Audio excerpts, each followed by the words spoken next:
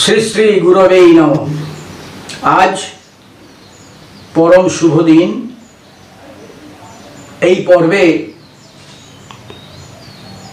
আমি আমার ক্রিয়াযোগের দীক্ষাগুরু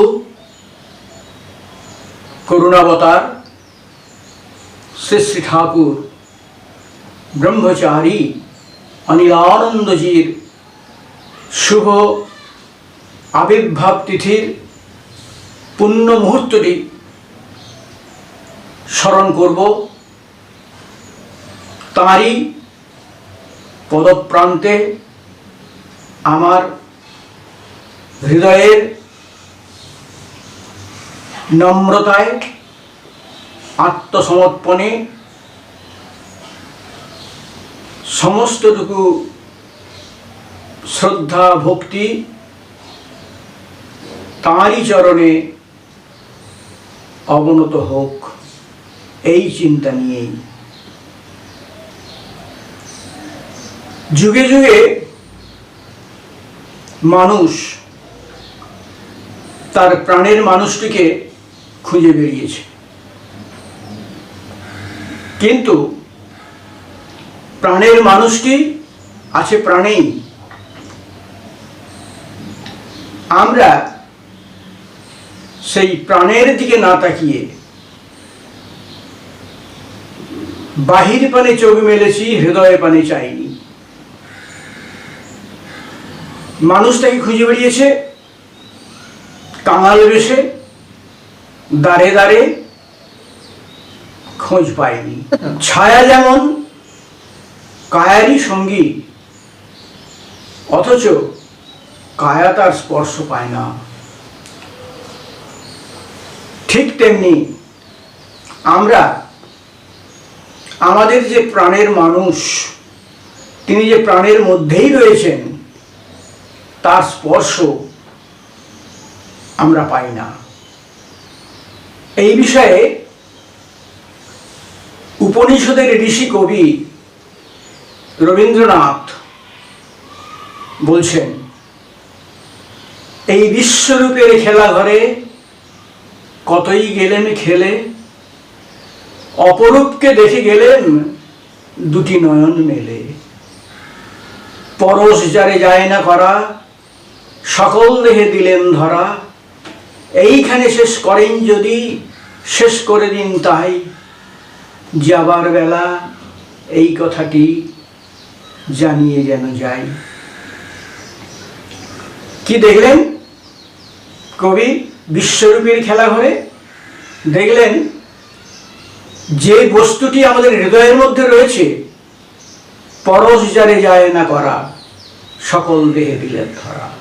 প্রত্যেকটি জীবের হৃদয়ের মধ্যেই তিনি ধরা দিয়েছেন, অথচ তাকে স্পর্শ করা যায় না, তাকে ছোঁয়া যায় না, তাকে ধরা যায় না। কেন না? আমরা তাকে ধরার চেষ্টা করি অন্য জায়গায়, বাইরে। আমরা তাকে বাইরে ধরার চেষ্টা করেছি, কিন্তু তিনি যে আমার মধ্যেই রয়েছেন, তাকে সেখানেই ধরতে হবে। সেই প্রাণের মানুষটি কে? উপনিষদ বলছেন তিনি ব্রহ্ম। গীতা বলছেন তিনি আত্মা। আর সাধারণ ভক্ত বলছেন তিনি আমার ভগবান। আর এই তিনের সমন্বয়েই যে জীবন্ত প্রতিমূর্তিটি আমাদের চোখের সামনে রয়েছেন, তিনি হলেন শ্রীগুরু। ভক্তের কাছে ভক্ত কি চান? ভক্ত চান ভগবত দর্শন, যোগী চান আত্মদর্শন, জ্ঞানী চান ব্রহ্ম দর্শন, আর শিষ্য চান শ্রী গুরু দর্শন। গুরুই তার জীবনের সব। তাই আজকের এই পুণ্য মুহূর্তে সেই শ্রী গুরুদেবের চরণে পুনরায় আমার প্রণতি জ্ঞাপন করছি। জয় গুরু। যুগ যুগ ধরে শ্রী ভগবান অবতার রূপে এই ধরনীতে আবির্ভূত হয়েছেন। মহাপুরুষরাও তাই যুগে যুগে অবতার রূপ ধারণ করে, নররূপ ধারণ করে পৃথিবীতে আবির্ভূত হন। মহাপুরুষদের জন্মও নেই, মৃত্যুও নেই। ন জায়তে ন ম্রিয়তে, তারা আবির্ভূত হন। কেন? ঈশ্বরের একটি ইচ্ছা আছে। সেই ইচ্ছেটি হলো যে পৃথিবীতে যুগে যুগে মানুষ নানান যন্ত্রণার মধ্যে পড়েছে। ধর্মের গ্লানি উপস্থিত হয়েছে, ধর্মের বিপ্লব উপস্থিত হয়েছে, দুঃখ যন্ত্রণায় মানুষ তাপিত হয়েছে। তখনই শ্রী ভগবান এক একটি অবতার মূর্তি ধারণ করে এই ধরাতলে নেমে এসেছেন। কেন না, কারণ ওইটি স্বয়ং ভগবান গীতায় বলছেন, যদা যদা হি ধর্মস্য গ্লানির্ভবতি ভারত অভ্যুত্থানম অধর্মস্য তদাত্মানম সৃজাম্যহম পরিত্রাণায় সাধুনাং বিনাশায় চ দুষ্কৃতাং ধর্ম সংস্থাপনার্থায় সম্ভবামি যুগে যুগে। কেন এলেন না, ধর্ম যখন রসাতলে যাচ্ছে, ধর্মকে যখন অধর্ম শেষ করে দিচ্ছে, অধর্মের অভ্যুত্থান হচ্ছে, সেই মুহূর্তে তিনি বলছেন যে তদাত্মানং সৃজাম্যহম, আমার আত্মাকে সৃজন করবার জন্যে আমি আসি। আর কি করি? পরিত্রাণায় সাধুনাং, সাধুদের পরিত্রাণ করার জন্য, বিনাশায় চ দুষ্কৃতাম, দুষ্কৃতীদের বিনাশ করবার জন্য, আর ধর্ম সংস্থাপনার্থায়, ধর্ম সংস্থাপনের জন্য সম্ভবামি যুগে যুগে, যুগে যুগে আমি অবতার রূপে আসি। এইভাবে ত্রেতাতে এসেছেন শ্রীরামচন্দ্র। তিনি রাবণ রূপী অধর্মকে ধ্বংস করেছেন, রাবণ রূপী অসুরকে বিনাশ করেছেন। দ্বাপর যুগে এসেছেন শ্রীকৃষ্ণ রূপ ধারণ করে স্বয়ং ভগবান। তিনি দুর্যোধনাদি যে অধর্ম পাপিষ্ঠ তাদের ধ্বংস করেছেন। আর এই কলিযুগে ক্রিয়াযোগী শ্রী শ্রী শ্যামাচরণ লাহিড়ী রূপ ধরে এসেছেন। তিনি ক্রিয়াযোগ প্রচারের মাধ্যমে এই সংসারের তাপিত ক্লিষ্ট মানুষদের মুক্তির পথ দেখাতে। তারই শিষ্য অনুশিষ্য পরম্পরায় এসেছেন আমার পরমারাধ্য আচার্যদেব শ্রী শ্রী অনিলানন্দজি মহারাজ। তিনিও এই পৃথিবীর কত শত সহস্র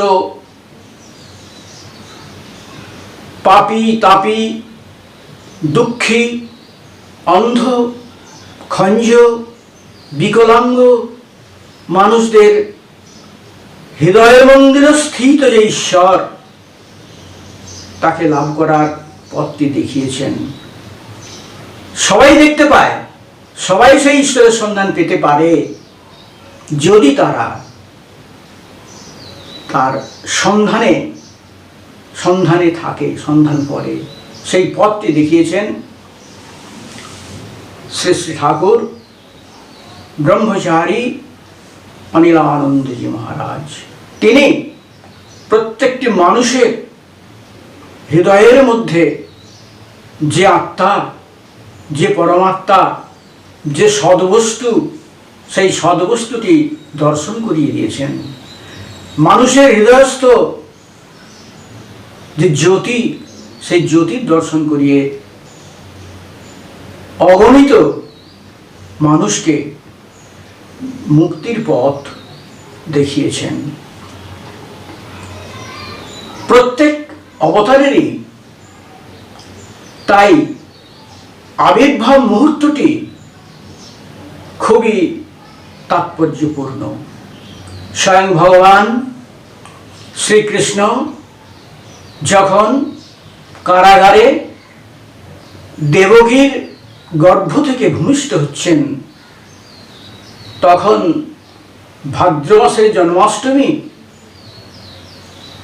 অত্যন্ত প্রলয় দুর্যোগ উপস্থিত, ঘোর তমসাচ্ছন্ন রাত্রি, চারিদিকে একটা প্রাকৃতিক দৈব দুর্যোগ, আর দেবকী তিনি বন্ধন যন্ত্রণা ভোগ করছেন। ঠিক সেই মুহূর্তে স্বয়ং ভগবানের আবির্ভাব। ভগবানের আবির্ভাব হলে আর কারো বন্ধন থাকে না, সব মুক্ত। দ্বারকক্ষে যে দাঁড়িয়ে ছিলেন তারা তন্দ্রাচ্ছন্ন হয়ে পড়লেন, কারাগারের দ্বার উন্মুক্ত হয়ে গেল। প্রকৃতি শান্ত রূপ ধারণ করল। বসুদেব স্বয়ং শ্রীকৃষ্ণকে নিয়ে যাচ্ছেন যশোদার কাছে। কাজেই এই মুহূর্তটি যেমন তাৎপর্যপূর্ণ, ঠিক তেমনি আমার হৃদয়েশ্বর শ্রী শ্রী ঠাকুর ব্রহ্মচারী অনিলানন্দজি যে মুহূর্তে পৃথিবীতে এলেন, সেটিও এক মহেন্দ্রক্ষণ। 1313 সাল 13ই ফাল্গুন, ইংরেজি 1907 খ্রিস্টাব্দের 25শে ফেব্রুয়ারি, রবিবার, গোবিন্দ দ্বাদশী তিথি, ফাল্গুনী শুক্লা দ্বাদশী। আকাশে তখন পুষ্যা নক্ষত্রের উদয় হলো সেই গোবিন্দ দ্বাদশী তিথিতে। প্রকৃতি এক রমণীয় মূর্তি ধারণ করেছে তখনও। আসন্ন দোল উৎসবে সাজ সাজ রব, বসন্ত প্রকৃতিও নিজেকে রঙিন সাজে সজ্জিত করেছে। ঠিক সেই পরম রমণীয় মুহূর্তে পুণ্যবতী মাতা পঞ্চবালা দেবীর কোলে যে দেব শিশুটি ভূমিষ্ঠ হলেন, তিনি আমাদের করুণাবতার পরমারাধ্য শ্রী শ্রী ঠাকুর অনিলানন্দজি। তখন তাকে অভ্যর্থনা জানাতে পরিবারবর্গ শঙ্খধ্বনিতে আনন্দ উৎসবে মেতে উঠলেন। প্রকৃতির বুকেও তেমনি তখন এক পরম রমণীয় অবস্থা, বসন্তকাল, চারিদিকে নবকিশলয়গুলি মলয় মন্দ সমীরণে মস্তক সঞ্চালন করতে লাগলো। পত্রপল্লবের সবুজ পত্রান্তরাল থেকে সুমিষ্ট কুহুধ্বনিতে ভরিয়ে তুলল পিকরাজ।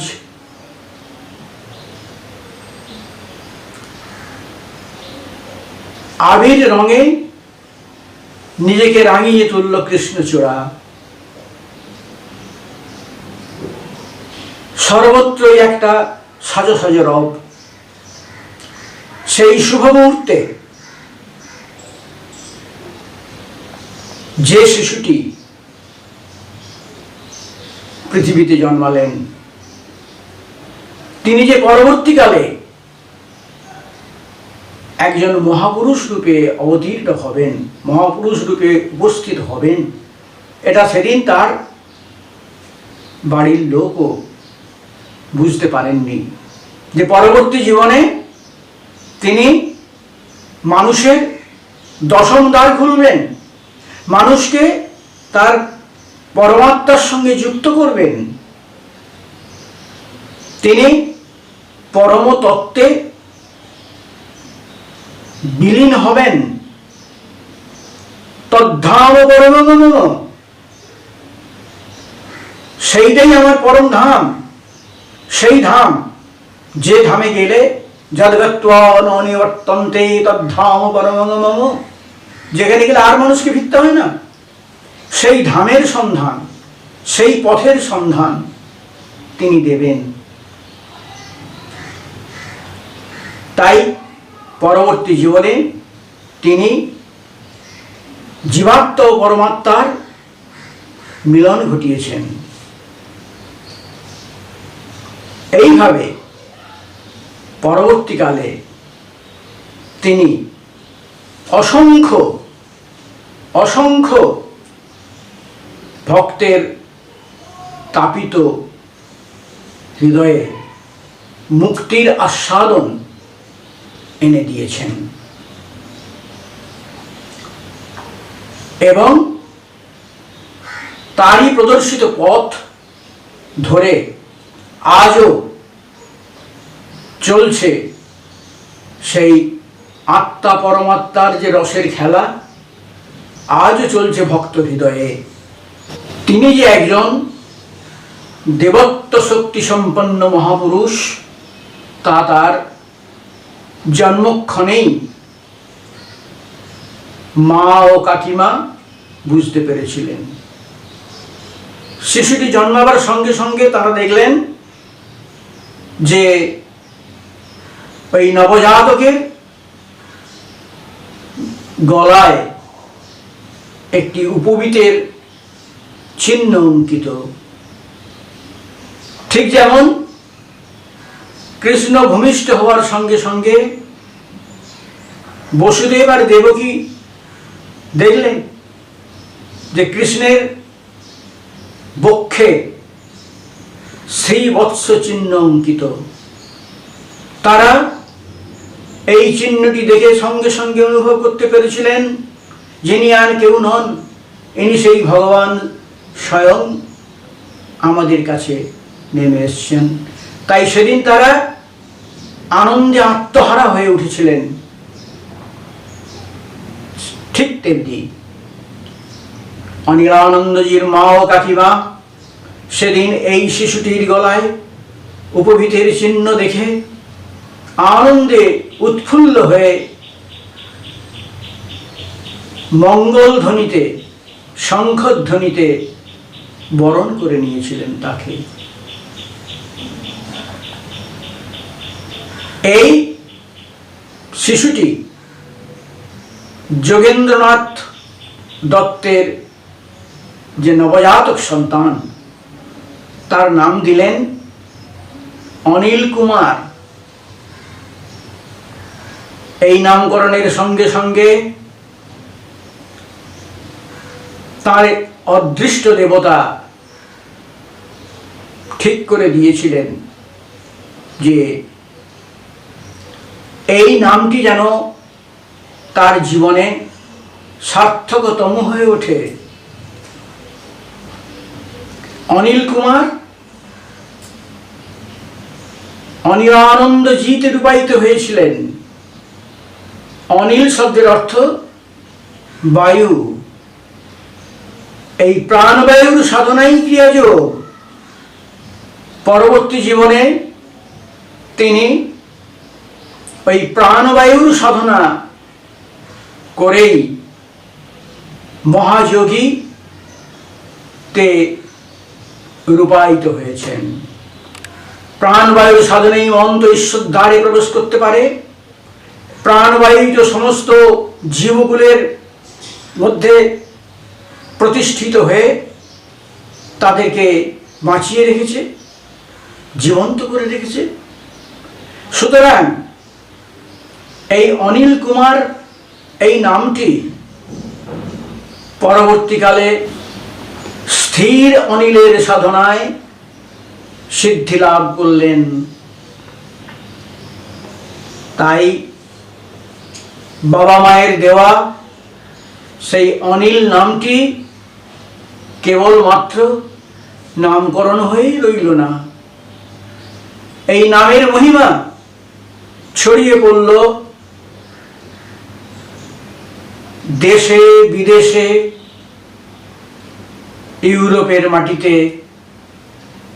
ইউরোপের পোল্যান্ডের, ইটালির পোল্যান্ডে তিনি একটি পাহাড়ের গাত্রে এক পরম রমণীয় স্থানে শ্রীগুরুধাম যোগদাস সৎসঙ্গ আশ্রমের শাখা প্রতিষ্ঠা করলেন। এখন সেই অনিল কুমার আর কোনো জায়গায় নির্দিষ্ট নেই। তিনি তার নরদেহ ছেড়ে ঊর্ধ্বলোকে গেছেন। এখন তাকে আর আমরা আমাদের সীমার মধ্যে রাখতে পারিনি। তিনি এখন সর্বত্রই বিরাজিত।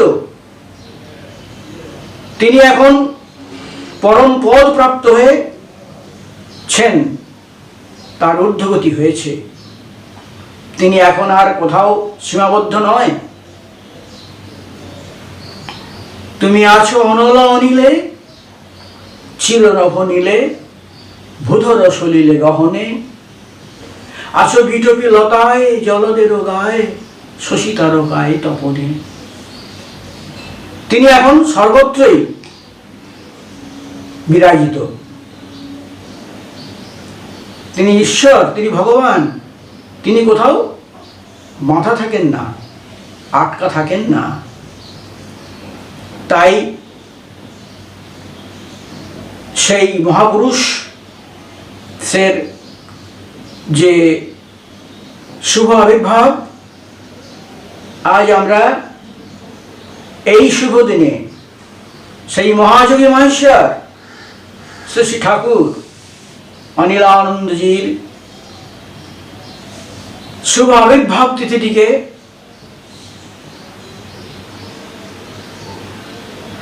তারই প্রতিষ্ঠিত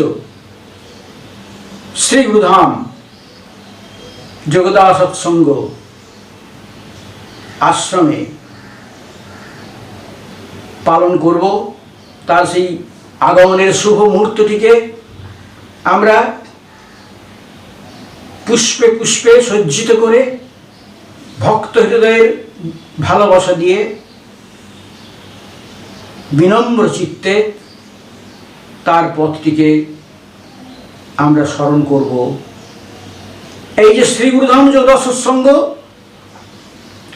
এই বিষয়ে আমরা পরবর্তী পর্বে আলোচনা করব। এখন আমরা শ্রী গুরুধাম যোগদাস সৎসঙ্গে সংঘ